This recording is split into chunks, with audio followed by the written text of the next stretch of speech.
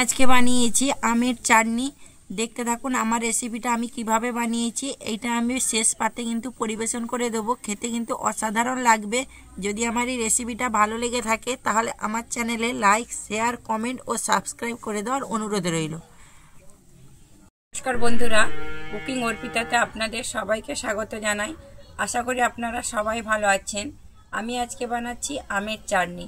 বাঙালির কিন্তু শেষ পাতে চাটনি হলে খুবই ভালো লাগে খেতে। দেখতে থাকুন আমার রেসিপিটা আমি কিভাবে বানাই। এই যে আমি নিয়েছি আম, একদম আমার বাড়ির গাছের টাটকা আম। আমি আমটাকে প্রথমে কেটে নেব।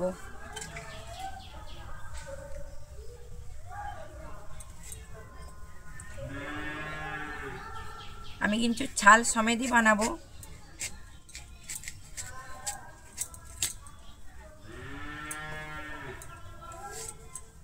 এইভাবে কিন্তু আমি সরু সরু করে কাটবো।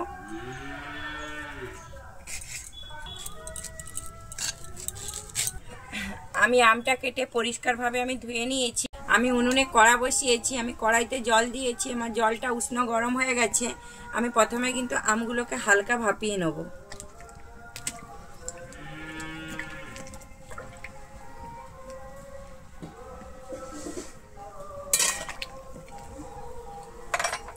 আমি আমের মধ্যে দিয়ে দিচ্ছি অল্প পরিমাণে লবণ।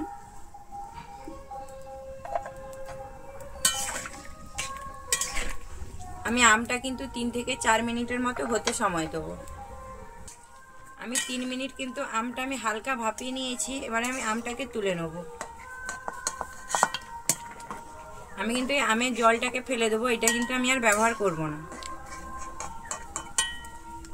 আমি কড়াইতে আবারও জল দিয়েছি। আমি জলের মধ্যে এবার দিয়ে দিচ্ছি চিনি।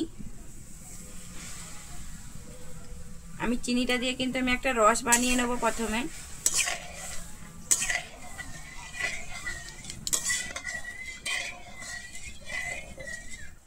আমি এই চিনির রসের মধ্যে এবারে আমি দিয়ে দিচ্ছি, এখানে আমি নিয়েছি একটা তেজপাতা, আর দিয়ে দিচ্ছি আমি কিছুটা এলাচ।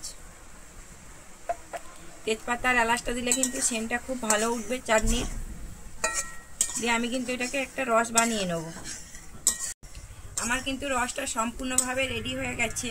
তেজপাতা আর এলাচ দেওয়ার কারণে কিন্তু একটা সুন্দর মিষ্টি গন্ধ উঠছে। আমি এবারে রসটাকে নামিয়ে নেব।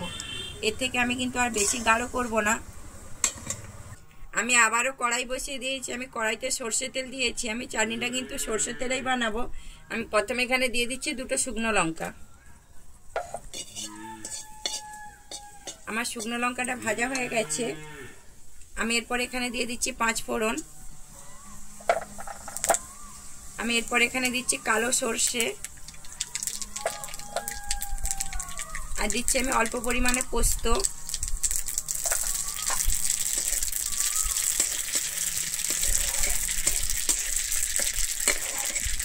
আমার সমস্ত মশলাটা কিন্তু খুব ভালোভাবে ভাজা হয়ে গেছে। আমি এরপরে দিয়ে দিচ্ছি এখানে হলুদ।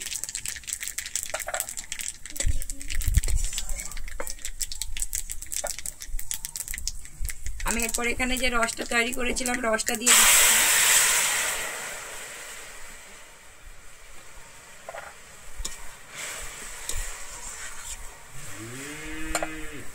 এরপর আমি কিন্তু সেদ্ধ করে রাখা আমগুলো দিয়ে দেবো।